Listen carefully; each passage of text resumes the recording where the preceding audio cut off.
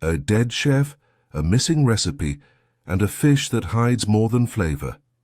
Welcome to Marple Mysteries. I am your host, Harrington. Let's hear from you. Drop a comment with your location. I'd love to know. Reading your messages is the highlight of my day. Now, into the mystery. If you've never seen a 6-pound North Atlantic cod swaddled in wax paper, clutched by a woman wearing a velvet hat, and the expression of someone who'd bitten into a lemon expecting a pear, then you've missed one of life's rarer tableaux.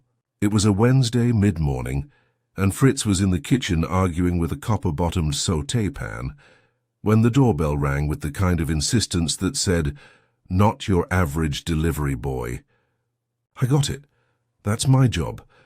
Officially, I'm Nero Wolfe's legman, his secretary, his bodyguard, and depending on the season, his surrogate punch bag. But when the doorbell rings, I'm also the doorman. The woman outside was tall, maybe 5'10", in heels, and would have registered higher on the elegance scale if not for the fish. She had dark, expressionless eyes and a posture that looked manufactured, like she'd been assembled by a committee of art directors. "Miss Tamsin Codwell," she said crisply. "I have an appointment." She did not. But I've learned that when a woman walks up to the brownstone carrying 6 pounds of seafood like it's a message from the Kremlin, you don't start by correcting her calendar.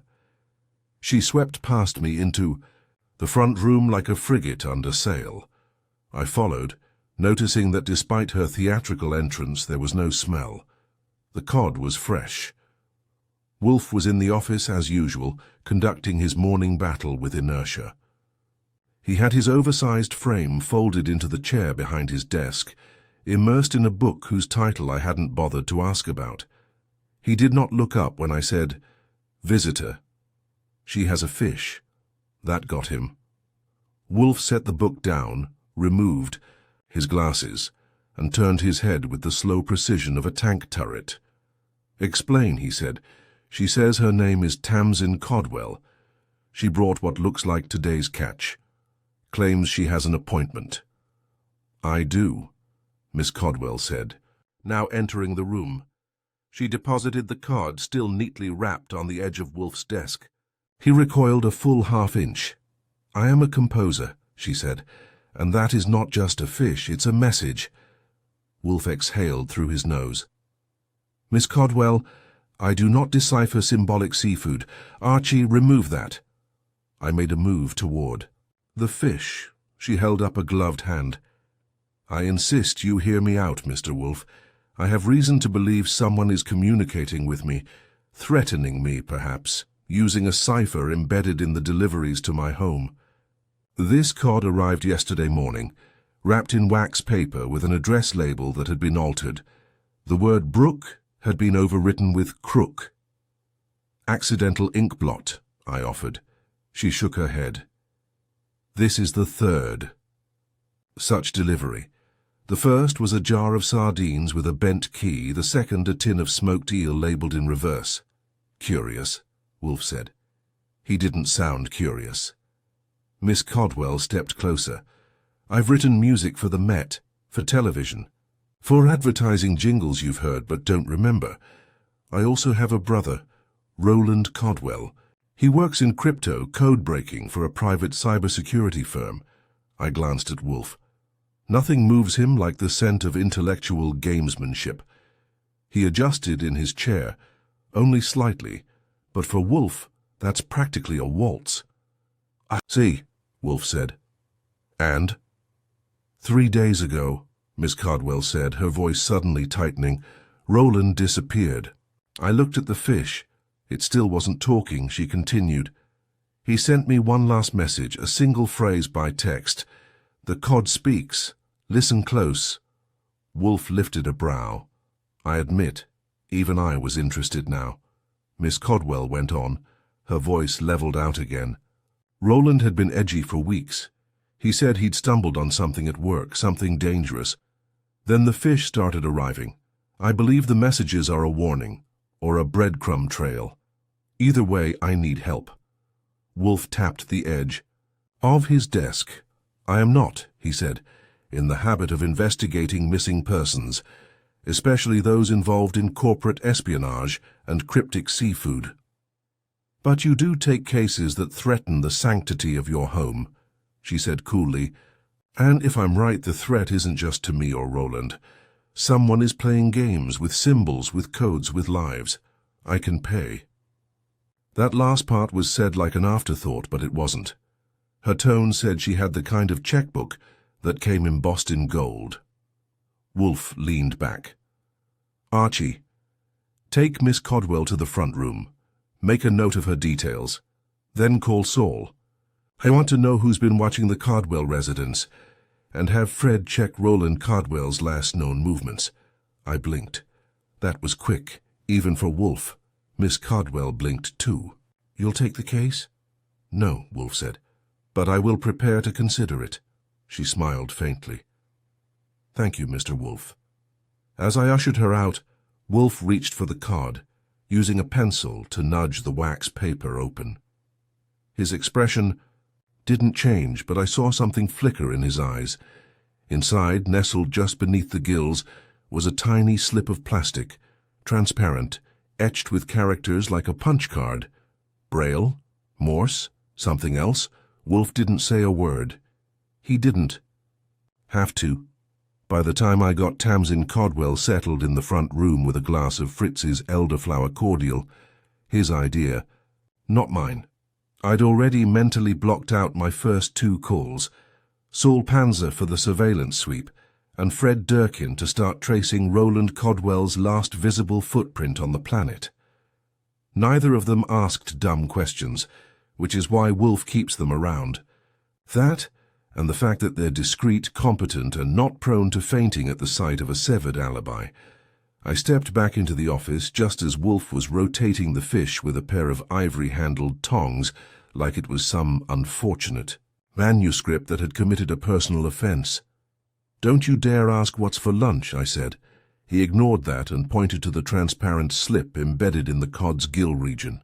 I'd seen it already, but he was giving me the full show-and-tell treatment. Microfilm, I asked. Wolfe shook his head. Polycarbonate, more likely an etched data strip. Optical encoding, not Morse and not Braille. So not for the blind or the nostalgic. He gave me a glower that would have fried the skin off a lesser man. Archie, you will take this. He paused as if struggling with the vocabulary required for such a vulgar object. This specimen to Mr. Brenner at the Hudson Library Archives. He has the necessary scanner. Brenner? I said.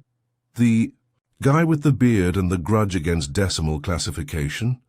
Yes, and tell him it pertains to a private indexing job. Do not mention COD. Got it. Wolfe leaned back in his chair and closed his eyes, the universal sign for exit. Stage, Archie. But as I reached the door, he cracked one eye open. Also, bring the young woman back in. I wish to ask her a question. So I fetched Miss Codwell, who by then had finished the cordial and was eyeing the orchids in the hallway like they might be hiding another clue. She followed me into the office with the same purposeful glide, like she'd walked on stages bigger than our parquet floor. Wolfe didn't waste time. Miss Codwell, you said your brother worked in cryptography. Yes, freelance consultant, mostly contracts with federal subcontractors, some private sector clients. He also did side projects, little puzzles. He once wrote a symphony based on Fibonacci sequences. Dear God, Wolfe muttered. She smiled faintly. He was eccentric but brilliant. He always said music and code were siblings, one emotional, the other rational. Wolfe nodded. And you? I compose. Commercials mostly. I also teach music theory, and you receive packages of seafood from anonymous sources containing what appears to be encoded plastic embedded in the gills. That's about the shape of it. He studied her for a long moment, as if weighing the grammar of her face. Then, with a dismissive wave, he sent her back to the front room. When she was gone, Wolfe turned to me. She is not lying, he said, but she may be withholding. What do you want me to do? Charm it out of her? He gave me a flat look. No. I want you to do your job. Start with the delivery service that brought the fish. Check packaging, routing, anything off pattern. Then visit her apartment. Discreetly. Define discreet. You are not to flirt. That's harsh. Your tone. Fine. It was a short walk to the Codwell address, one of those sleek brick numbers near Hudson and Grove, with a doorman who knew better than to ask too many questions. I showed my license, dropped the name, and got a polite shrug toward the elevators. Her apartment was on the 5th floor, a corner unit with just enough modern art to suggest she didn't dust it herself. I let myself in, courtesy of the spare. Miss Codwell had handed over with a dry, "I trust you'll be surgical." The place smelled like lavender and old piano wood. It was clean, too clean. Either she lived like a surgeon or someone had wiped it down recently. I gave it the kind of once-over that would make Wolfe proud. Soft-touch gloves, no footprints, no drawers out of place. Then I found the freezer. There were 3 packages in the bottom shelf, all seafood. One labeled eel, one sardines, and a third, vacuum-sealed halibut. I cracked each open with the care of a bomb squad, and sure enough, inside the sardines was a twist of metal filed into an unnatural bend. The eel tin had a label printed in reverse script, and in the halibut, nestled just behind a fin, was another plastic slip, identical to the one from the cod. I called Wolfe from her landline. 3 total, I said. Eel, sardines, halibut, same hidden plastic slips, same presentation. Either she's being courted by a marine biologist with a tech fetish, or someone's dead serious. "Bring them here," Wolfe said. "And Archie, ask Saul to expedite." I was just leaving when I noticed the upright piano in the corner. Sheet music sat atop it, scribbled margins, notes in blue ink, sharp and erratic. One line stood out, circled 3 times. A song in G that starts with F, but ends on C. Follow the route. It might have been a musical exercise, or it might have been something else. Back at the brownstone, Fritz made a face when he saw me bring in 3 more fish corpses. I offered to help with disposal, but he waved me off like I'd insulted his ancestry. Upstairs, Wolfe was already on the phone with Brenner. No, not film. A data slip. Yes. Bring the sample to the scanner. You have the resolution? Good. Send me the result via courier. No, not email. He hung up and looked at me. "Well?" he asked. I handed him the 2nd and 3rd data slips, all similar. Each one etched with the same pattern style, dots, slashes, lines, is like a music box code, but flatter. He nodded. "Miss Codwell's brother is clever, possibly too clever." "What do you make of the note?" I told him. He frowned, then looked toward the wall where the books on musical theory lived. He didn't move. He didn't need to. "Wolfe has a memory like a piano. Press the key, get the note. F to C ending on G," he murmured. "That's a progression. 5ths, basic harmony. Also potentially an index. Tonal markers. If Roland encoded coordinates in musical terms..." He trailed off. I raised a brow. "Coordinates?" "Possibly. Or a cipher. Geographic locations mapped onto a musical scale. A composer's cartography." Before I could respond, the doorbell rang again. Fritz opened it and showed Saul Panzer into the office with his usual ghost step shuffle. Saul's face didn't have good news written on it. "Watch, definitely," he said. "Miss Codwell's building has 2 parked sedans with the same make and model, rotating every 6 hours. I got plates, unregistered, likely a shell, and someone tampered with her mail chute. Microscopic drill holes around the flap. Someone wanted to know what was coming and going." Wolfe let out a low hum. "That confirms it," he said. "Archie, tell Miss Codwell she will stay here tonight. Fritz will prepare the guest room. Until we know the nature of the game, I will not permit another trespass, symbolic or otherwise, on my threshold." That was Wolfe. When he takes a case, he takes it all the way in, including the cod. And judging by the look on his face, He'd already begun tuning the first notes of a composition only he could hear. Fritz had opinions about house guests, especially ones who arrived without reservations and brought nothing but cod and complications. But Wolfe's instructions were never debated twice under this roof, and by 8 that evening, Tamsin Codwell was installed in the guest room with clean sheets, her own bathroom, and a dinner that included sautéed duck breast and a salad of golden beets arranged with surgical precision. She didn't eat much, but she did ask Fritz for the recipe. That I took as a good sign. Wolfe, meanwhile, spent most of the evening in the office, not rising, not muttering, but definitely working. His form of exertion didn't include pacing or note-taking. Instead, he'd go still for minutes at a time, staring into space like a man reading invisible hieroglyphs. Around 9:15, just as I was considering a second cup of coffee to keep me upright, the courier from Brenner showed up with a thick envelope, sealed and stamped with Brenner's usual neurotic thoroughness. Inside were 2 high-res printouts, scans, of the plastic strips embedded in the cod and the sardines. The third was still being processed, but Brenner had added a note in his neat librarian scrawl: unusual formatting, not binary, possibly base 3, strong symmetry across all samples. See patterning in quadrant B2. Wolfe read the note, grunted, then turned the page. His eyes scanned the sequence of etched lines, raised dots, and occasional indentations with a level of calm that made my teeth itch. "What's the bet?" I asked. "That the guy encoded a phone number just to be clever?" Wolfe ignored me. His index finger traced the sequence slowly, pausing once or twice. 3-part repetition, he murmured. Each segment includes a pivot symbol, patterned like a fugue. Tonal symmetry is consistent, no obvious linguistic correspondence. "So, we're not calling anyone," he tapped the paper. "Music, Mr. Goodwin, this is music. Well, it wouldn't be the first time someone tried to whistle a confession." Pah! Not music as sound, music as architecture. Codwell was a cryptographer.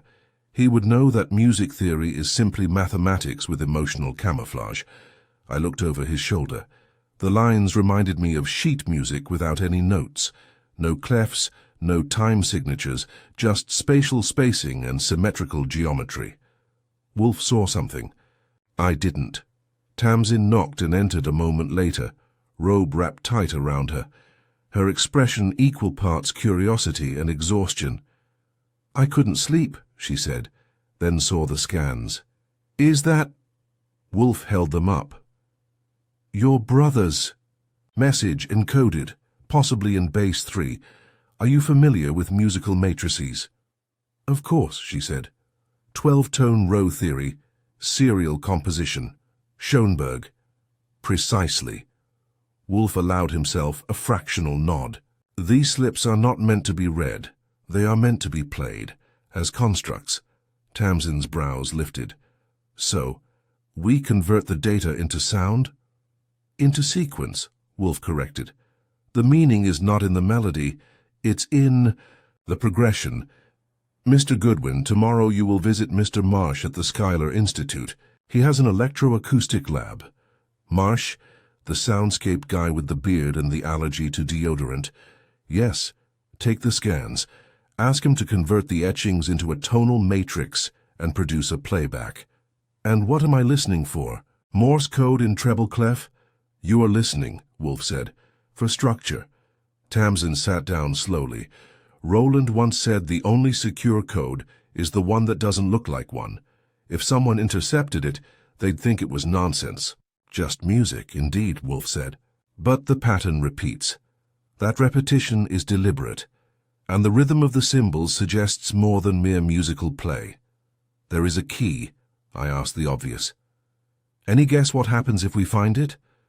"That depends," Wolfe said, "on who else is listening." Just then the phone rang. I picked it up and got Saul. "You're going to love this," he said. I trailed one of the sedans that's been watching Codwell's place. It pulled into a warehouse off Van Dam Street, registered to a shell corp, Valtrex Holdings. Catchy. Guess who owns Valtrex? Let me guess.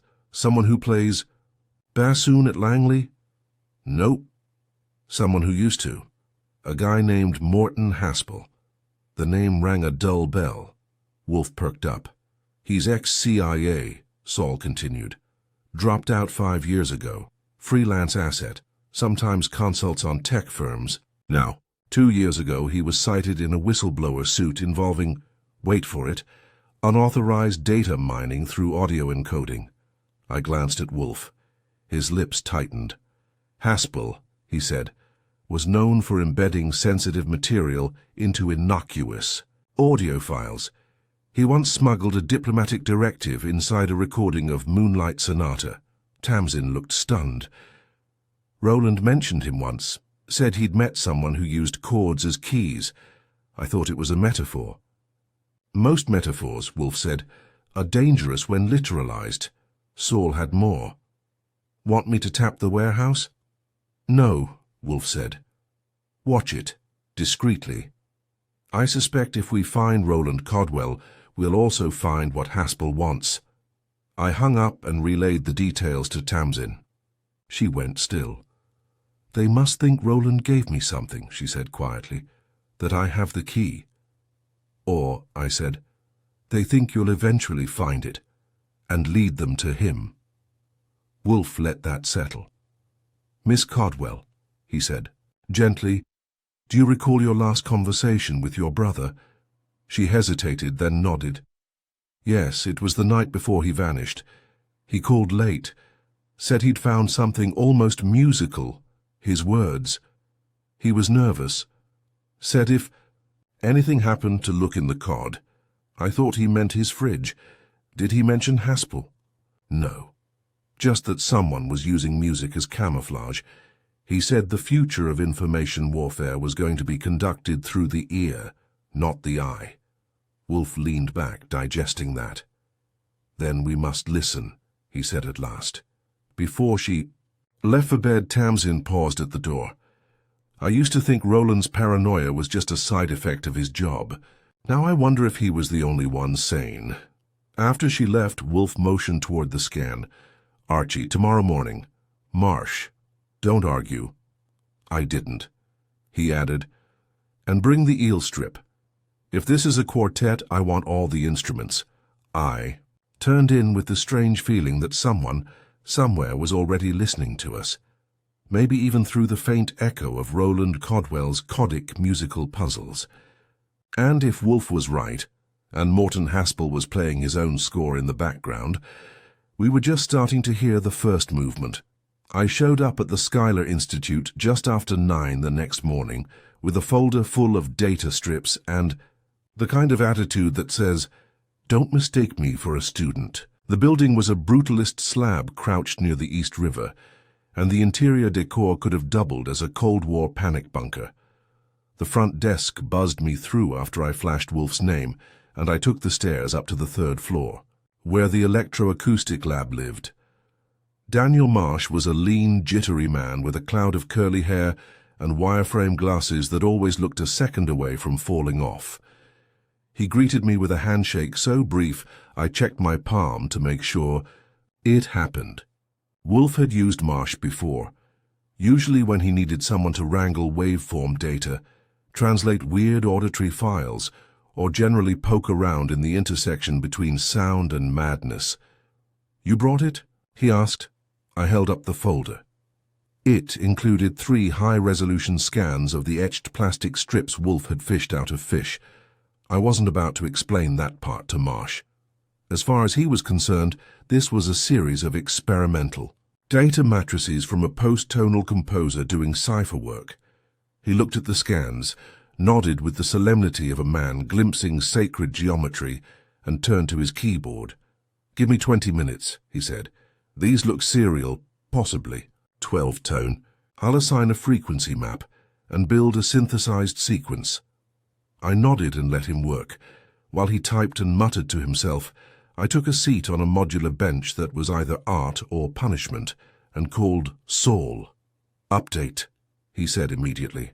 Haspel didn't leave the warehouse, But a second car showed up this morning, same make, same model, different plates. They swapped drivers, rotation pattern. These guys are pro. You run the new plate? Yeah. Another shell.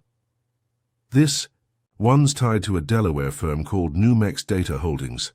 No real address, just a drop box and a fax line. I whistled.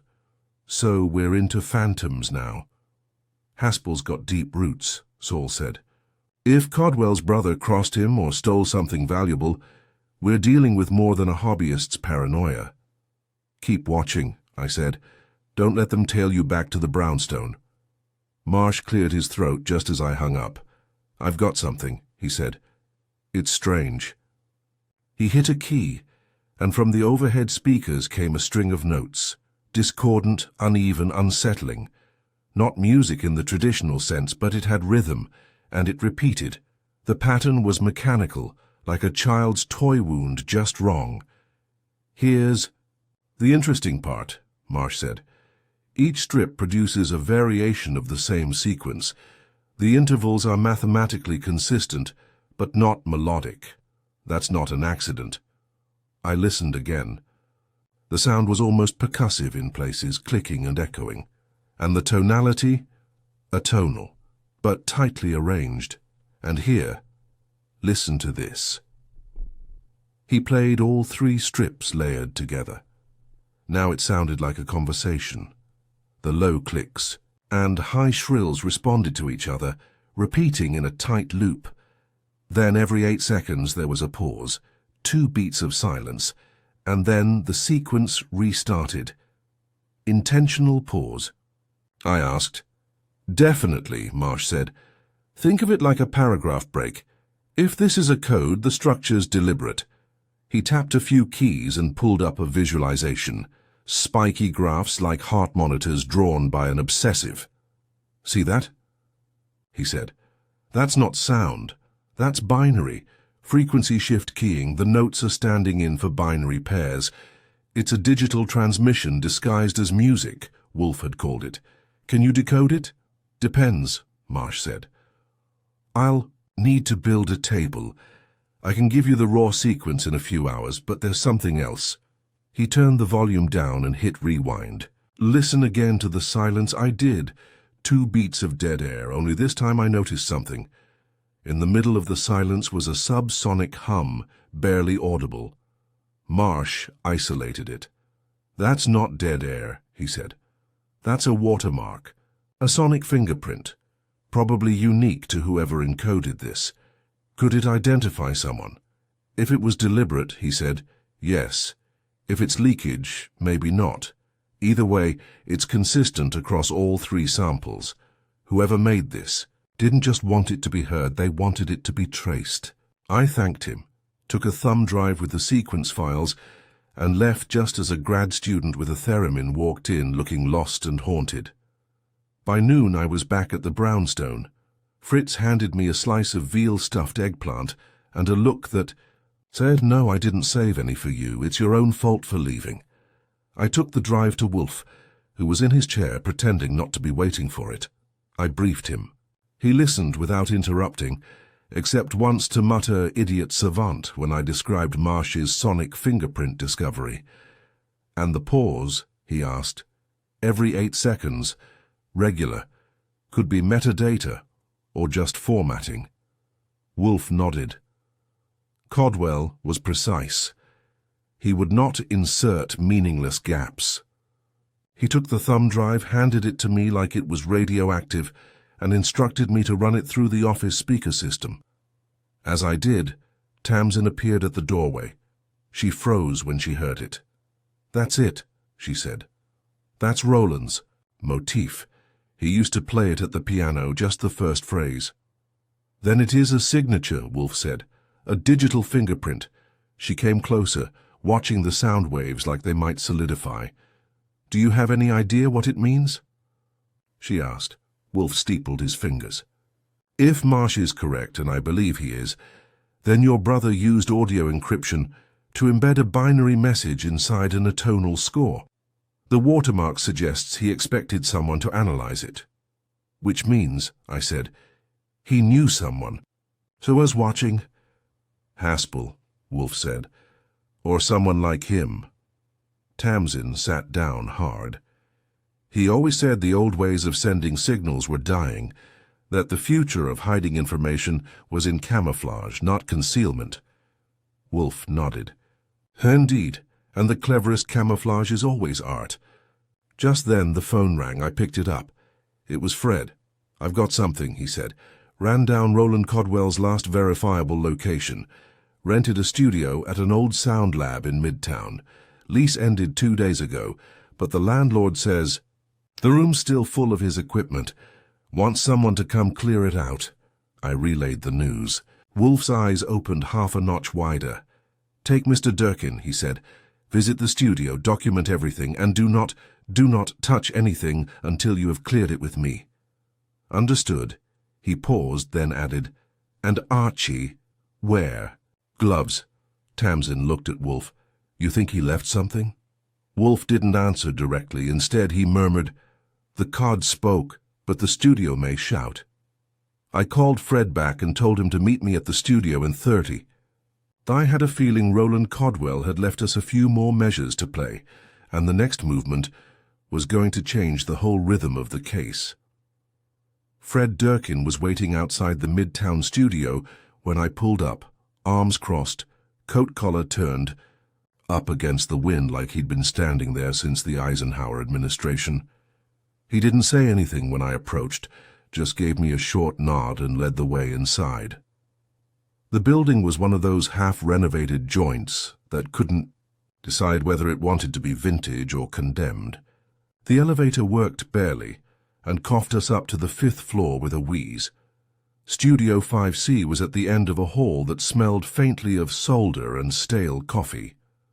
Fred produced the key from the landlord and opened the door with the care of a man expecting something to bite.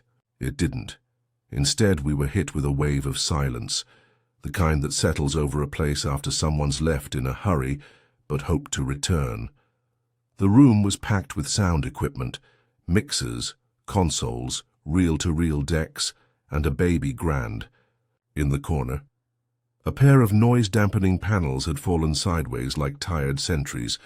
Wires ran like veins across the carpet, and along the back wall was a whiteboard covered in musical notations and half-erased formulas. Fred stepped inside first. Doesn't look ransacked, he muttered. More like paused, I agreed. Everything had the unfinished neatness of a man in mid-thought. There was even a coffee mug on the console, half full and fuzzing over. Hold the touching, I said. Wolfe wants it pristine. Fred grunted and took up a post near the door. I moved slowly, mentally photographing the place. The piano drew my eye first. It wasn't new, but it had been well cared for. Sheet music sat open on the stand, penciled in with Roland Codwell's meticulous slanted hand. The title scrawled at the top of the page made me pause. Fugue for absent listener. That sounded like a message. I flipped to the next page. More scribbles, half-erased notes, and a sequence of circled intervals, F, G, D, A, E. I didn't know what they meant, but I'd seen those same letters marked next to symbols on the plastic strips we'd pulled from the fish. Coincidence was not on the table anymore. In the far corner, nestled between a speaker and a rack-mounted processor, was a laptop. It was powered down but plugged in. I looked to Fred, who nodded. We both donned gloves. I pressed the power button and waited. The screen lit up, loaded slowly, and presented a login page. Standard password prompt.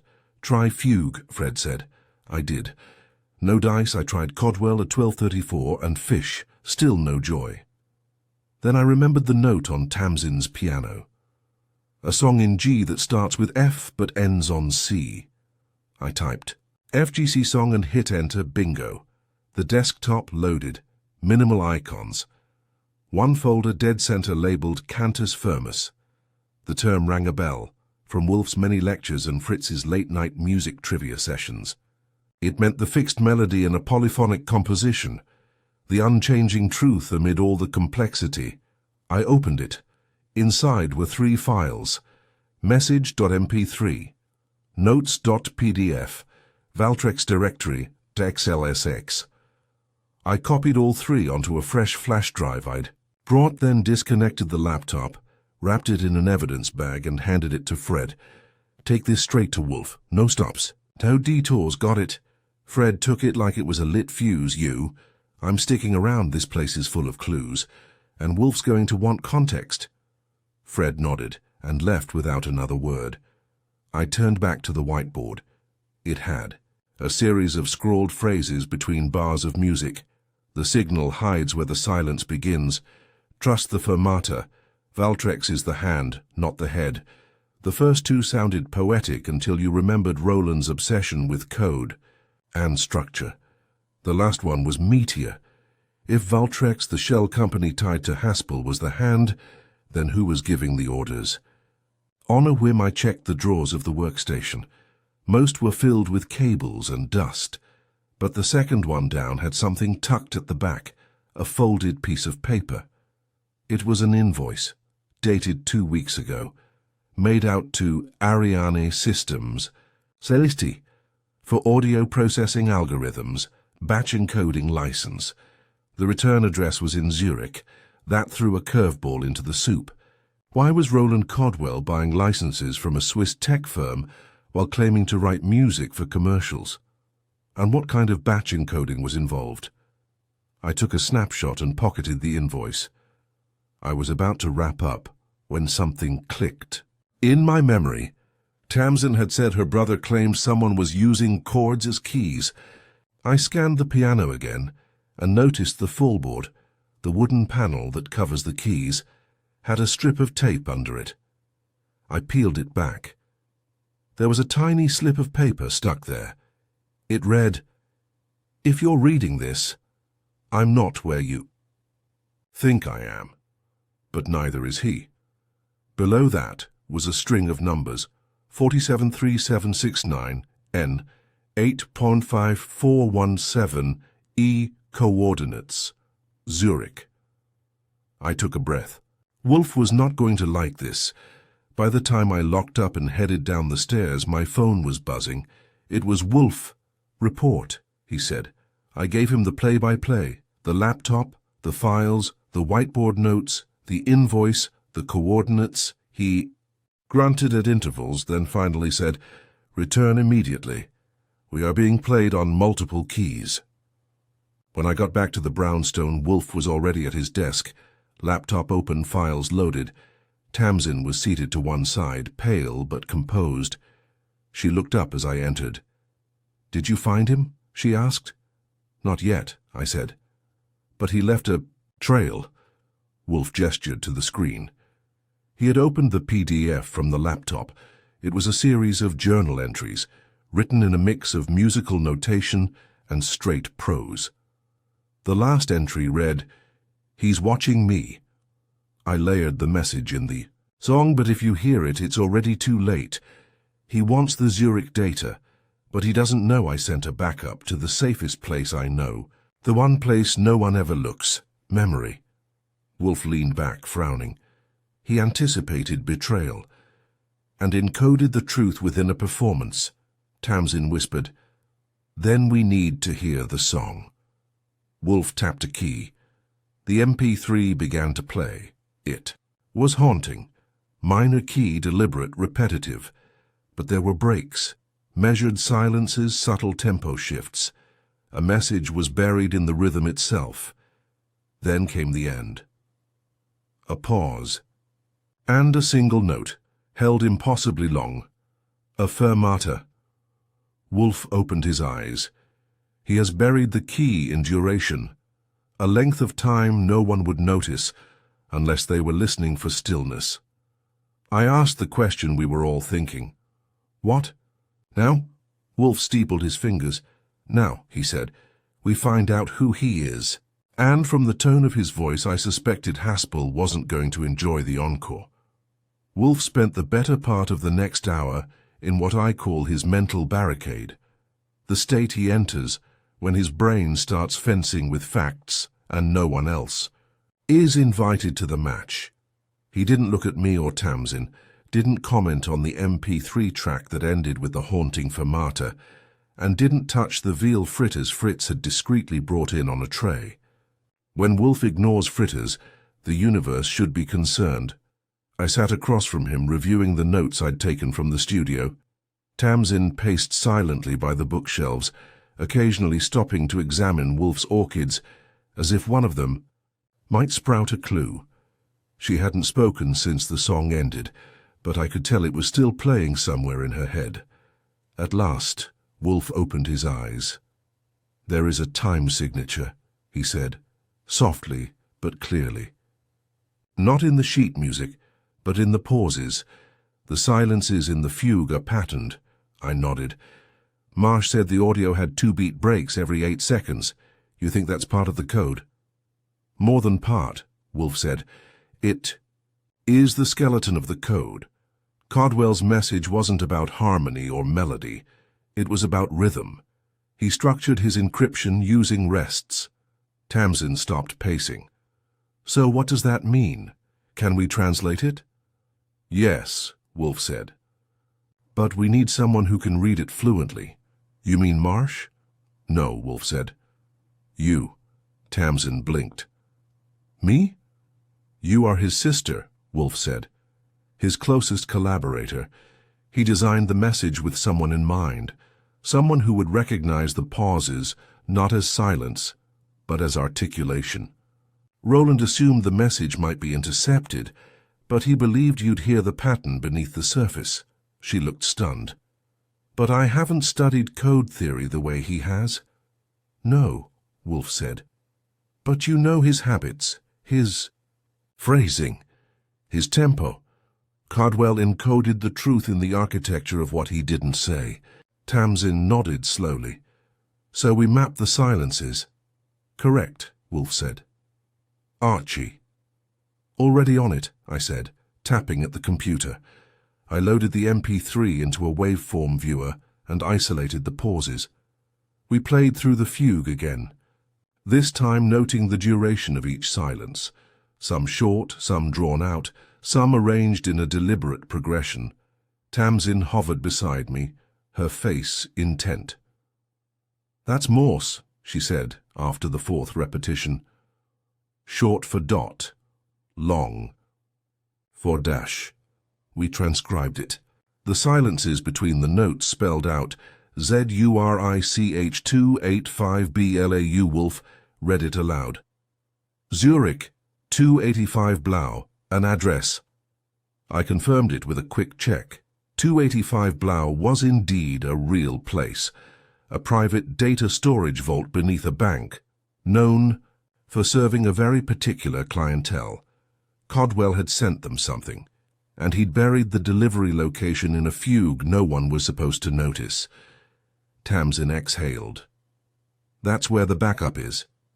"Not necessarily," Wolfe said. "That is where he sent something. We do not yet know if it was intercepted." I said what we were all thinking. If we figured it out, Haspel might have too. "Indeed," Wolfe replied, "and if he did, Zurich may no longer be safe." Just then, the phone rang. I answered. "Goodwin," said Saul's voice. "We've got movement." I put him on speaker. "Haspel left the warehouse 10 minutes ago," Saul continued.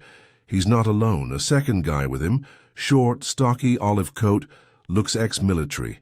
They're headed uptown. We tailed them discreetly." They stopped. In front of Codwell's sister's building. Tamsin's hand flew to her mouth. "But here's the twist," Saul said. "They didn't go in. They waited outside for about 5 minutes, then walked away. Fast. Like they'd confirmed something." "They're watching for contact," Wolfe said grimly. "They suspect Tamsin is still in the city, and they're tracking for someone aiding her. If they see you, Saul, already taken care of," Saul interrupted. "Swapped tail cars. 3 blocks ago they didn't see us, but I think they're prepping for a grab." "Then we must move faster," Wolfe said. "Archie, call Zurich, the bank at 285 Blau. Inquire under the Codwell name. See what, if anything, has been deposited recently." Use the firm tone of a man about to call his lawyer. I did. I took 4 transfers. One stern repetition of Wolfe's name, and a minute of holding to get the right person. When I finally did, the answer came back. "Yes," said the woman on the line. "There is a sealed data container here under the name Roland Codwell, deposited 1 week ago. Only the authorized recipient can access it." "Which is?" "Listed as Tamsin Codwell." I covered the receiver and looked at Wolfe. He named her. Wolfe nodded once. "Ask if it's been accessed." I did. "No," came the reply. "It's still sealed." I thanked her and hung up. "He trusted me," Tamsin said quietly. "He built the whole thing so I'd find it." "Yes," Wolfe said. "And that means Haspel is behind. For now. But he won't be for long," I said. "And if he's tailing her building, that means he's triangulating us." "Indeed," Wolfe said. "Which is why, Miss Codwell, you will leave tonight." She blinked. "Tonight?" "You will fly to Zurich under an alias," Wolfe said. "Archie will accompany you. At 285 Blau, you will retrieve whatever your brother stored. It may be the key to what Haspel is seeking, or a trap. Either way, it must not fall into his hands." Tamsin hesitated. "And if it's encrypted?" "Then we return it here," Wolfe said, "where it can be decrypted safely." "And Haspel?" Wolfe's eyes narrowed. "He will be handled. But first, we must remove the bait from his line." The arrangements moved quickly. Wolfe had me. "Call Lon Cohen at the Gazette for help with a cover identity. One of the fringe benefits of knowing someone whose Rolodex includes half the known aliases of New York's less reputable elite." Within an hour, we had 2 passports, booked tickets, and a cover story involving a sudden scholarship to a Swiss conducting seminar. By 10 that evening, we were in a cab headed to JFK, with Tamsin looking more like a spy than a composer. She had swapped her city chic for a trench coat and flats. I carried the bag with our IDs and Wolfe's instructions, handwritten in his neat, infuriating script. As the car passed through Midtown, I caught a glimpse of a dark sedan in the rear view, mirror holding 2 silhouettes steady behind us. I turned to Tamsin. "Don't look back." I wasn't going to. "We're almost clear, just keep breathing." She did. By the time we hit the Van Wyck, the sedan had vanished. Either we'd lost them, or they'd decided to back off. For now. I sent Wolfe a message from the terminal, short and simple. "Outbound, Zurich next, will retrieve the melody." He didn't reply. He wouldn't. Wolfe didn't do airports. But if I knew him, and I do, he was already planning the next move. Because if Zurich held the truth, Haspel wasn't far behind, and the finale hadn't even begun. The flight to Zurich was uneventful, if you don't count the woman 2 rows back who snored like a tuba section in an amateur orchestra. Tamsin slept through most of it, head tilted at an angle that made my neck hurt just watching her. I stayed awake, sipping bad coffee and rereading Wolfe's note until I could have recited it backward in German. The gist was simple. Don't improvise, don't attract attention, and above all, don't open the deposit until we were somewhere. Wolfe approved. That meant no cafe reveals, no hotel room dramatics, and no accessing strange USB ports in public internet lounges. We landed just past noon local time. Zurich was cool and grey, with a precision that matched its reputation. Even the pigeons looked like they adhered to a schedule. We took a hired car straight from the airport to the bank on Blau Street, a narrow stretch wedged between a luxury watch store and a cafe that sold nothing under 5 francs. The building at 285 Blau didn't look like much, just polished stone and frosted glass. But the moment we stepped inside, the temperature dropped. A metaphorical 10 degrees. The receptionist wore a headset and a look that could curdle milk. We handed over our IDs, Tamsin under her alias, me as myself, and were led through 2 security doors, a fingerprint scan, and an elevator that felt like it could survive an airstrike. The vault room was quiet, sterile, and smelled faintly of ozone. A technician in a pinstripe suit escorted us to a small private chamber, and produced a sealed grey case about the size of a shoebox. It had no markings beyond a serial number and a red adhesive seal with Tamsin's name printed in Swiss neutral font. The technician left. The door clicked shut behind him. Tamsin stared at the box. "Well," I said. "Shall we unwrap the gift?" She hesitated. "What if it's a trap?" she said. "Then it's a very well packaged one," I replied, reaching into my coat for a tiny scanning wand Wolfe had given me. It wasn't military grade, but it could detect transmitters, active circuits, or anything with a heartbeat more complex than a paperclip. I waved it over the box, twice, nothing. "We're clear," I said. Tamsin broke the seal. Inside was a single black flash drive nestled in foam. Nothing else. No instructions, no note. Just the drive. I took a breath. Wolfe's instructions echoed in my head. "Do not insert it into any foreign machine. Do not let it be copied. Return it unopened." I resealed the case and nodded to her. "Let's go." We left the vault in silence, gave the receptionist a polite nod, and walked 3 blocks in the opposite direction of where our driver was supposed to pick us up. Wolfe had insisted on a decoy pickup point, standard paranoia procedure. At block 4 we turned into a wine bar and ordered 2 glasses of mineral water. "I can't believe it was that simple," Tamsin said. "After all that, a single flash drive." "That," I said, "is how you know it's real. People with something to hide don't use gold-plated cases and theatrical flourishes. They keep it boring, like a fugue," she murmured. "Exactly." Our ride back to the airport was uneventful. Again, suspiciously so.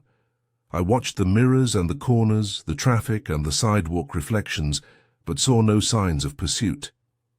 That didn't mean we weren't being followed, just that whoever was doing it had a better cloak than I did a dagger. We flew out that evening on a different airline, landed back in New York the next morning, where Saul met us with a company, car and no words. He just drove. By 10 a.m. we were back in the brownstone. Wolfe was in his chair, naturally. Fritz brought in fresh coffee and scones, and for a minute it almost felt like a normal Tuesday. Tamsin handed Wolfe the sealed case. He didn't touch it. "Describe the facility," he said. "She did." He nodded once. "Mr. Goodwin." "Scanned, sealed, transferred, no tampering, no trail I could spot." "Excellent, we proceed." I placed the case on the desk. Wolfe opened it delicately and lifted the flash drive as if it were a snake that hadn't decided whether to bite. He inserted it into a port on a laptop we kept disconnected from everything. No Wi-Fi, no Ethernet, no Bluetooth. It hadn't seen a printer since 2013. The screen flickered. A single folder appeared. "Play me." I looked at Wolfe. He opened the folder. Inside were 2 files, Caprice, MP3, readme.txt. He opened the text file first. It read, "If you are reading." This, then, I failed to deliver it myself. This file is proof of what Haspel did and what he planned to do. The audio contains embedded data, hidden via dynamic spectral masking. You'll need to filter it. The structure is disguised as improvisation, but the real signal is mathematical. He wanted a backdoor into secure sound transmission systems. He used me to build it. Then he tried to erase me. "This is my insurance. Tamsin, if you found this, I'm sorry I had to hide. Tell Wolfe he was right. The cod always knew how to swim upstream." Tamsin read it over Wolfe's shoulder. She didn't cry, but her hand gripped the back of the chair until her knuckles went white. Wolfe said nothing for a moment. Then he clicked on the MP3. At first it sounded like jazz, a chaotic improvisational piece with no discernible melody. But Wolfe, like Roland Codwell, wasn't listening with his ears. He was watching the waveform, measuring intervals, calculating structure. "Marsh," he said. "Call him. We need his filters." I did.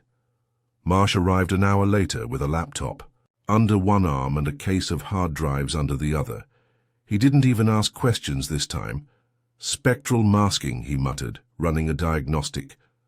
Clever, very clever. The message is encoded in the negative space, the frequencies that get cancelled out. He worked for 20 minutes in silence. Then he stopped. There, he said. Found it. He tapped a key.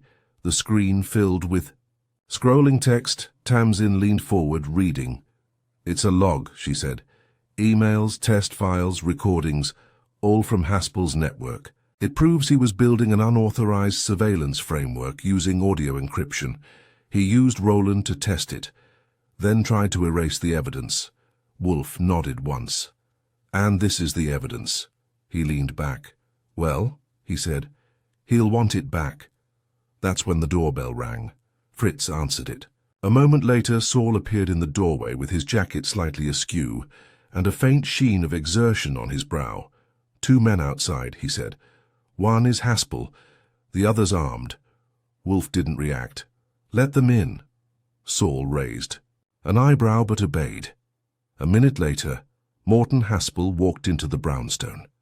He looked exactly as I remembered. Smooth, composed, with the fake patience of a man who thinks he's already won. His companion was more direct, a square-jawed type with hands that could crush walnuts and a coat that bulged in all the wrong places. Mr. Wolfe, Haspel said pleasantly. We seem to have some overlapping interests. Wolfe steepled his fingers. You are trespassing. You have something that belongs to me. Incorrect, Wolfe said. I have something that belongs to Miss Codwell. Haspel took a step forward. I can make this unpleasant. I doubt it, Wolfe said, but I do not recommend trying. I stood beside the desk, one hand near the drawer with the Luger. Wolfe never used but kept polished. Saul was just behind Haspel, calm and ready. Wolfe gestured to the screen where the decoded files were still visible. We have your blueprint, Wolfe said. Your ghost surveillance network. Your use of Codwell's code to infiltrate private systems. Your betrayal of his trust. Haspel's smile slipped. You can't prove. We can, Wolfe said. And we will, but I propose an alternative. Haspel narrowed his eyes. What kind of alternative? Wolfe's voice dropped into ice. You vanish, immediately. You do not contact Miss Codwell again. You leave the country.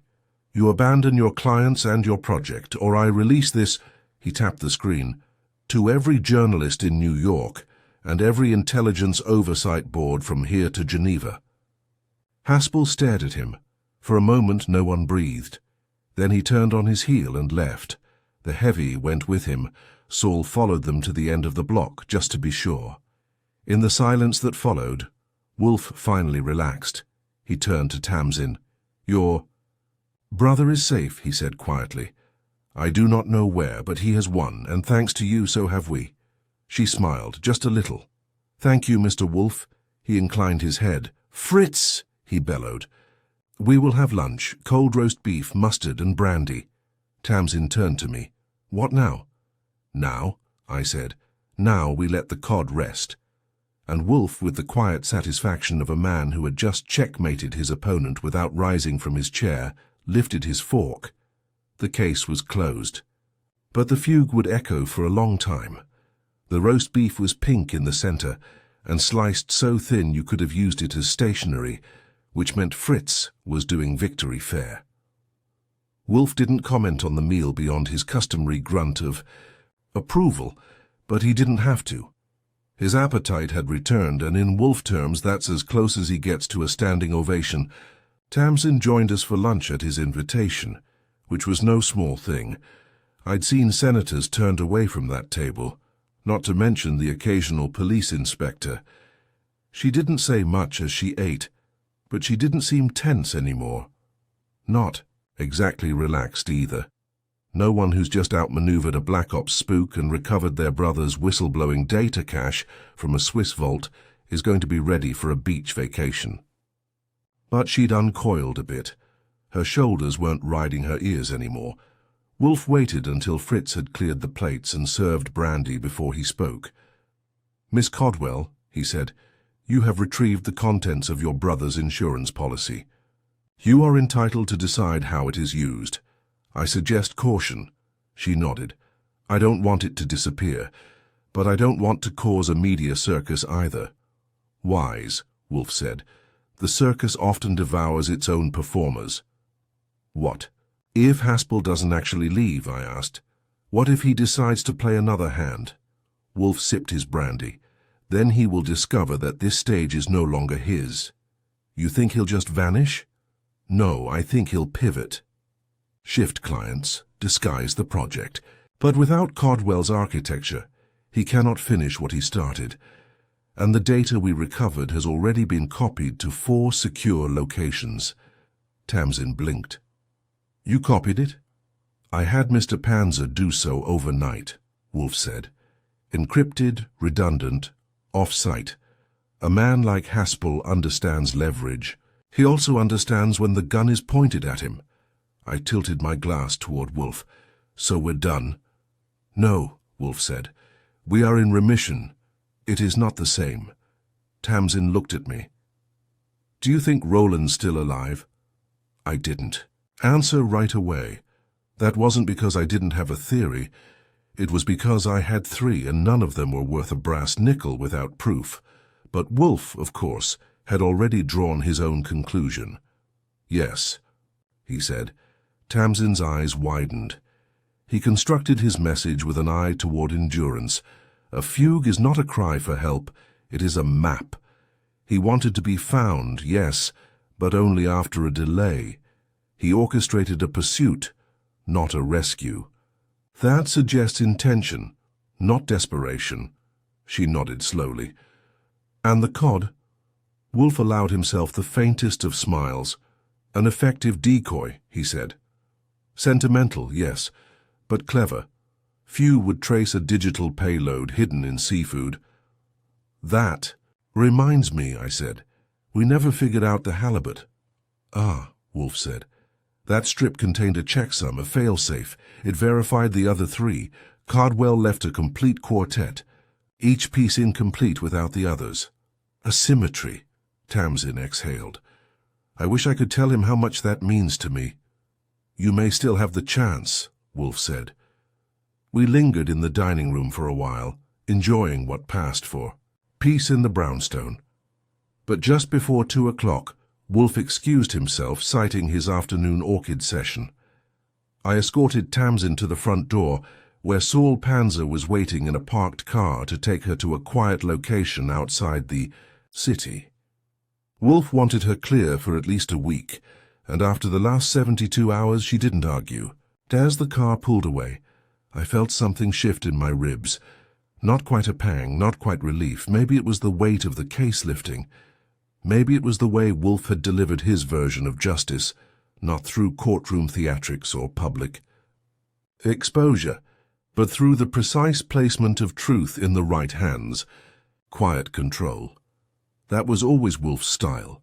I headed back to the office and found Wolfe back at his desk, reading a monograph on pollen drift in hybrid orchids. I took the chair opposite him and waited. He didn't look up. Say it, I prompted. He turned the page. Say what? You've been dying to issue a philosophical observation. The cod, the code, the brother, the betrayal, something weighty. He sniffed. Phooey, I do not deliver sermons. Come on, you're allowed 1 epigram. We earned it. He closed the book slowly, then studied me with his heavy-lidded gaze. Very well, he said. Man's greatest conceit is believing that silence is absence, but in truth it is where most messages reside. I gave that a second to sink in. Not bad, I admitted, for a guy who barely leaves his chair. Indeed, Wolfe said, nor do I need to. The rest of the day passed without incident. Fritz prepared mushroom risotto for dinner. I answered some light mail, filed Wolfe's invoices, and wrote the case log in our private archive under the heading The Cod That Spoke in Code. Later I found myself staring at the blank spot in the file drawer where the plastic slips now rested in sealed envelopes. The instruments in a fugue that nearly got a woman killed and might have saved a nation from a surveillance nightmare, all hidden in fish. Sometimes I think the world's just a giant orchestra, and Wolfe is the one guy reading the conductor's score while the rest of us try to hum along. And sometimes, just sometimes, the fugue ends on the right note. That night, the brownstone was silent. No footsteps on the sidewalk, no strangers at the door, no cod. Just the long, perfect pause between cases, a fermata, and Wolfe, as ever, in perfect tempo. It was Thursday morning, and for the first time in a week, the brownstone returned to its usual sacred rhythm. Fritz had resumed baking with a degree of satisfaction bordering on smugness. Saul had disappeared back into whatever borough he called home, and Nero Wolfe was once again engaged in what he referred to as his civilized obligations, namely, tending to his orchids and ignoring the phone. As for me, I was in the office, sorting through the remnants of the Codwell case for our archives. It's my job to wrap up the aftermath, the final phone calls, the clean-up, the sealing of evidence and the typing of reports Wolfe would never read, but insisted be filed alphabetically and with appropriate sobriety, whatever that meant. Wolfe's version of sobriety included phrases like irrefragable inference and idiot effrontery. I'd just finished labeling the last folder when the phone rang. I picked it up on the second ring, because Wolfe doesn't allow the third. Archie. Goodwin, a male voice replied, sharp and clipped. You don't know me. My name is Farid Lamont. I work in Geneva. I believe I've just met your missing composer. That stopped the swing in my chair. Roland Codwell? Yes, he came to me 2 days ago. Said he was a political exile. Refused to give his real name, but used a melody as identification. It matched a spectral profile we'd received last year from an anonymous source, the Caprice file. I traced the signal. That's how I found your number. Wolfe had installed a one-way security system years ago. Calls to this line never listed. Us, but incoming calls could be tracked. If this guy had found us using sound alone, he either had serious credentials or the kind of obsession that could get you committed. I glanced toward the stairs. Hold on. I went to the plant rooms. Fritz answered the door, pale and perfumed, and let me in. Wolfe was up on his stool, tweezers in one hand, misting bottle in the other, gently confronting a stubborn cattleyar that wasn't performing up to par. I gave him the headline. Geneva, I said. A man says he's seen Roland Codwell. Claims he used the Caprice melody as a calling card. Wolfe didn't turn. Patch him in, he said, and listen carefully. I returned to the office, set the phone to speaker, and repeated Wolfe's name. Farid Lermont spoke again. His accent was Swiss-tinged, but his English was tight and natural. Mr. Wolfe, I am a digital archivist and acoustic analyst at a private security agency in Geneva. Our division received a flagged file last year, an anonymous audio upload. That didn't match any known classification. It was heavily masked, but embedded within was a tonal watermark, a fugue. As a precaution, we isolated it. Wolfe said. And recently? 2 days ago, Lamont said. A man entered our office under the name Simon Ebbers. He claimed to be a composer seeking asylum. He submitted the same spectral profile and said if anyone recognized it, they should call Wolfe in New York. I looked at Wolfe. He was motionless. He is unharmed? Wolfe asked.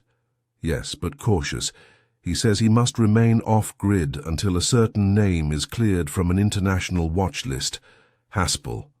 He asked me to confirm whether the data he sent was received in full. It was, Wolfe said. He succeeded. There was a long pause on the other end. He'll be relieved, Lamont said. He insisted someone would understand. A sister, possibly. A detective. Wolfe said, You will inform him, confidentially, that his sister is safe, that the materials are secured, and that the danger has passed, at least for now. I will, said Lamont. Wolfe ended the call without further pleasantries. He sat for a moment in silence, then said, Archie, inform Miss Codwell. Right away, I said. I called Tamsin at the cottage where she'd been staying upstate. Under Sol's arrangement. She answered on the second ring, voice tired but steady. Goodwin. He's alive, I said. In Geneva, using an alias. Sent someone to confirm the signal. Wolfe says it's legit.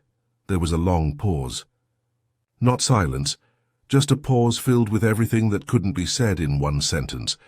When she spoke again, her voice was smaller but clearer. Thank you. You're welcome, I said. And he's safe. He's staying quiet, but he's okay. I knew he would be, she said. But it helps to hear it from you. She asked me to thank Wolfe, and I promised I would, knowing he'd accept it without acknowledgement, then probably mutter something about emotional superfluity. I returned to the office to find Wolfe exactly where I'd left him. She knows, I said, and she's grateful. Good, he said. That might have been the end of it. But it wasn't, because at 5:03 p.m. someone rang the doorbell. Fritz answered. He was back in full domestic command and prepared to vaporize any solicitor with a look. But he returned to the office holding a business card like it might explode. Visitor, he said. Insists on speaking to Mr. Wolfe. Wouldn't leave a name. Male or female? Wolfe asked. Female. American. Age? Late 50s. Perhaps very calm. Send her in, Wolfe said. Fritz retreated. A moment later the woman appeared. She was tall, with short cropped white hair and a trench coat that hung like it had carried secrets. Her eyes were the kind that had catalogued rooms before the doors opened. She didn't smile. Mr. Wolfe, she said. Mr. Goodwin. My name is Anna Wells. I used to work with Morton Haspel. Wolfe didn't move. I came, she continued, because I know what he was doing, and I think it's not over. She reached into her coat, not fast, not careless, and produced a small envelope. This, she said, is what he kept hidden, not from the agency, from everyone. It's not just about surveillance. It's about influence. The Caprice was the prototype. But there's a second piece, one Roland Codwell never finished. Wolfe's brows twitched. That's how I knew we were back in it. I stepped forward, took the envelope, and handed it to Wolfe. He didn't open it. Not yet. Instead, he looked at Anna Wells and said, Start at the beginning. She sat down. Fritz appeared with another tray, this time bearing cold orangeade and a small wedge of Stilton, like he'd sensed the storm before it arrived. And in that small office on West 35th Street, as the sun disappeared behind a row of buildings and the shadows lengthened, Wolfe prepared himself, not for another meal but for another fugue, because silence, after all, is never truly empty, and the cod was only the beginning. Anna Wells didn't waste words. She sat on the edge of the red leather chair, as if it had been booby-trapped, and laid out her story, with the clarity of someone who'd rehearsed it through too many nights and too little sleep. Wolfe didn't interrupt, not even once, which tells you how serious he was taking her. As for me, I stood just behind Wolfe's desk, leaning against the globe we never spun, listening with both ears wide open. I worked with Haspel for 9 years, she began. Officially, he was a consultant for a private cybersecurity firm based in Virginia. Unofficially, he handled field integration of non-traditional signal intelligence, what we used to call backdoor surveillance. Think thermal echoes, subharmonic frequencies, encoded resonance fields. He called it whisper mining. I raised an eyebrow. I don't like the sound of that. You shouldn't, she said. About 4 years ago, he started talking about impressions. Not recordings, impressions. The idea was that you could induce behavior without the subject realizing it, using tailored audio profiles. Subliminal triggers buried inside ambient sound. Not quite hypnosis, not quite suggestion. More like nudging. Repetitive exposure to personalized frequencies. Wolfe finally spoke. Conditioning. Yes, she said. Roland Codwell didn't just compose the Caprice to hide data. He was also asked to design audio sequences that could influence perception, stimulate memory, prime reaction. Haspel wanted a track that could be played in public spaces, streamed online, even masked under music in apps. Something innocuous, but viral. "You're saying he wanted mind control," I said flatly. She shook her head. "Nothing that dramatic. No Manchurian candidates, just influence and sway. The ability to tilt emotion without alerting the conscious mind. You'd hear a lullaby, but you'd become uneasy. You'd hear jazz, and suddenly feel nostalgic for something you couldn't name." Wolfe stared at her. "And Codwell refused?" He hesitated, Anna said. "He built the structure but never completed the sequence. Then he disappeared. Haspel buried the program. He claimed he'd abandoned it. But I know he was still working on it, refining it. Without Codwell's signature, he couldn't calibrate it, but he had fragments. And now that he's lost access to Roland's core files, he'll attempt a rebuild," Wolfe said quietly, "using the prototype as a foundation." Anna nodded. "That's why I came to you. You've already stopped him once. I thought you should have this." She pointed to the envelope Wolfe still hadn't opened. "Inside is the only known copy of the secondary project, what Haspel called Sonata B. It's incomplete, but dangerous. I kept it off the books. If he knew I had it, I'd be in more danger than I already am." "Why now?" I asked. "Why not go to the authorities?" "I did. I was told to leave it alone, and then someone attempted to sabotage my car last month. 2 days later, the agency revoked my clearance." Wolfe nodded, unsurprised. "Miss Wells," he said, "if you are lying, you are doing so with superb internal consistency." She cracked a dry smile. "I'll take that as a compliment." He finally opened the envelope. Inside was a slim flash drive and a one-page document titled Sequence Fracture Points, SB Prototype. Wolfe read it in silence, then placed the drive carefully on his desk, as though it might explode. I leaned in and caught a glance at the paper. Most of it was technical jargon, but one phrase stood out in clean clinical language. Subject auditory response intensifies at 7:43 timestamp. Recordings indicate an elevated limbic reaction without external prompt. "You understand," Wolfe said, "that this must not be played." "I haven't," she said. "I've only read the waveform." Wolfe tapped the desk. "Mr. Goodwin, you will secure this with the Codwell files. Separate medium, air-gapped." I nodded. "On it." Anna Wells stood. "That's all I have. I'll be leaving the country by morning." "Where to?" I asked. "Somewhere without." "Orchestras," she said. "I've had enough music for a lifetime." Wolfe inclined his head. "Miss Wells, you are either brave or reckless, possibly both. Either way, you have my thanks." She turned without another word and left. We didn't move until the front door latched behind her. Then Wolfe turned to me. "Saul must be informed. If Haspel is still working, he will seek a substitute. A second Codwell." I nodded. "I'll call him." But Wolfe didn't look at me. He was staring at the flash drive. "The notion is not new," he murmured. "The idea that sound can shape behavior, military research, advertising, religion. But this is different," I said. "This isn't just manipulation. It's orchestration." He looked up.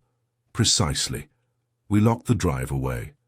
Later that afternoon, I sent encrypted messages to our regular allies, Marsh, Fred, Saul, with need-to-know summaries. Wolfe didn't want the Sonata B file public, but he wanted a few good men ready in case it resurfaced. By evening, things quieted again. Wolfe went to his books. Fritz served duck confit with pomegranate glaze, and I let myself unwind with a beer and a stack of newspapers that didn't mention a single word about fugues, cod, or covert conditioning. Bliss. But just before midnight, as I was about to head up to bed, I passed Wolfe's office and saw the light still on. He was sitting. At his desk, not reading, not writing, just thinking. I stepped inside, couldn't sleep. I asked. "No," he said. I waited. At length he said, "What is art, Mr. Goodwin?" "Dangerous, apparently." "Art," Wolfe said, "is the deliberate arrangement of symbols to convey something beneath the surface, the unseen, the implied. Sure, music, paintings, novels. Or codfish embedded with cryptography," he said, "or a sonata tuned to evoke fear in the unsuspecting." I nodded slowly. "That's not just art, that's strategy." He looked at me, eyes sharp and tired. "We are entering a time," he said, "when the aesthetic will be weaponized, where taste becomes access and beauty becomes a tool of control." "That's poetic," I said, "and a little terrifying." "Indeed." He rose then slowly and turned off the light. As he passed me in the doorway, he added, "It will be our job to listen more closely." And then he disappeared up the stairs. The brownstone settled again, the creaks of the pipes, the hush of closed drapes, the faint rustle of the orchids, no cod, no music, just the silence of a case concluding. But I knew Wolfe was right. This one wasn't really over. It had just changed key. 2 days after Anna Wells left the country under Saul's watchful coordination, and, I assume, a false passport, and enough. Burner phones to open a Verizon branch. Things at the brownstone returned to what passes for normal. Fritz resumed planning his spring menus. Wolfe went back to pruning his orchids in the plant rooms, with the reverence of a high priest, and I caught up on correspondence that didn't involve encrypted fish, but the stillness didn't last. That Friday, Inspector Kramer came barging in, gun announced with cigar smoke in his wake, and a disposition even stormier than usual. I greeted him with my best smile and got a grunt that might have cracked plaster. "What is it this time, Kramer?" I asked. "If it's about the fish, we're all out." He shoved a manila folder into my chest. "You want to explain this?" he snapped. I opened it. Inside were 3 surveillance memos, heavily redacted and stamped with a federal watermark. I scanned the top page, then I whistled. "Where'd you get these?" "A leak from a Senate aide with a grudge and a copier. Apparently your friend Morton Haspel got caught trying to sell proprietary audio tech to a private firm in South Korea, under an alias. Took 3 weeks to track him. CIA, Interpol, and someone called the Acoustic Threat Evaluation Task Force, which, by the way, shouldn't exist." I handed the pages back. "I'm not surprised." "Yeah, well, I'm being told not to pursue. It's handled. No arrests, just vanished, like smoke." Wolfe, who had been listening from behind his desk without comment, finally spoke. "Mr. Haspel is a problem best left to those who created him. If they have chosen to eliminate the risk quietly, that is their prerogative." Kramer turned to him. "And you're just going to let that go?" Wolfe inclined his head. "I have no jurisdiction. I have no interest in vengeance, only resolution." "You call that resolution?" Kramer barked. "Yes," Wolfe said, "because the damage has been prevented, the mechanism dismantled, and the records, copies of which I have ensured are in trustworthy hands, are now circulating in the quiet corridors of those who, unlike you, can act without being re-elected." Kramer glared, but he didn't argue. After a moment he grunted again, either agreement or indigestion, and left. I waited until the front door closed before turning to Wolfe. "You really did it," I said. "You took a fugue, a fish, and a fugitive and turned it into a checkmate." "No," Wolfe said. "Roland Cardwell did." "Sure," I said, "but he needed you to hear it." Wolfe sighed, shifted in his chair, and reached for his glass of beer. "Bah," he said. "Most men speak too much. Codwell spoke just enough. And Tamsin? She is now custodian of more than a melody. She understands the weight of it." He paused, then added with deliberate care, "And so must we." That afternoon I typed up the final notes and filed the case under a new label. Sonata B, not to be opened. Wolfe approved it with a grunt and a wave. The next morning, we received a package by hand, couriered from Geneva. Inside was a single page, typed, no signature. Tell her I'm composing again. Tell her the rest will be quieter but no less true. Thank you both. R.C. Tamsin came by later that week. We gave her the note. She read it once, smiled without speaking, and asked for a copy of the fugue. Wolfe gave it to her, digitally encrypted, annotated. Before she left, she turned to Wolfe and said, "You know what he used to say about music?" "No." "That the best compositions weren't loud. They were precise. You don't need an orchestra to deliver truth. Just the right sequence at the right time." Wolfe considered that. "Your brother," he said, "was wise. And stubborn," she said, smiling at me. "I like him already," I said. We saw her off at the door. Wolfe returned to his orchids. I returned to the office. The city outside kept humming, oblivious to the fugues it would never hear, the codes it would never break, the wars it would never know it survived. But inside the brownstone, silence spoke, volumes. And Nero Wolfe had once again listened closely enough to hear what mattered most.